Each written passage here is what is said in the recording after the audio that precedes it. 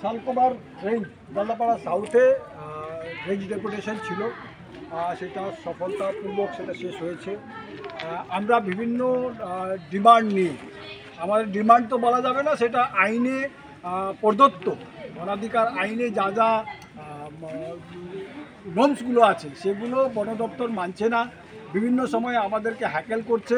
তার সঙ্গে সঙ্গে আমাদের যে পাট্টাগুলো রয়েছে সে পাট্টাগুলো ভুলভাল বন বিভাগের চাপে, ভুলভাল জমির মালিকের নাম বন বিভাগ, বাপের নাম পশ্চিমবঙ্গ সরকার, এইভাবে আসছে। গ্রামসভাকে মান্যতা দিচ্ছে না।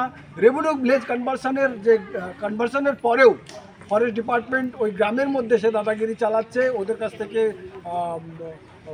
কোনো ডেভেলপমেন্ট ওয়ার্কে ওদের কাছে এনওসি নিতে হচ্ছে, তারা এনওসি না নিলে তারা কাজগুলো বন্ধ করে দিচ্ছে। এই সমস্ত ব্যাপার নিয়ে আমরা বিভিন্ন রেঞ্জে, পুরো উত্তরবঙ্গের বিভিন্ন রেঞ্জে আমরা ডেপুটেশন কর্মসূচি পালন করে যাচ্ছি।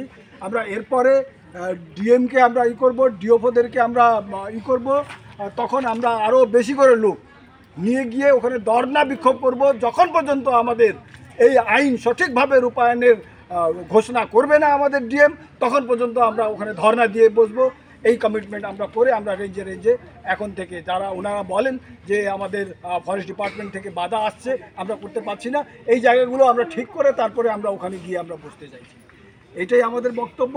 আমরা যখন পর্যন্ত এই আইনটাকে সঠিকভাবে রূপায়ণ হবে না তখন পর্যন্ত ধর্ণা বিক্ষোভ থেকে আমরা উঠবো না, এই ঘোষণা আমরা এইখান থেকে করছি।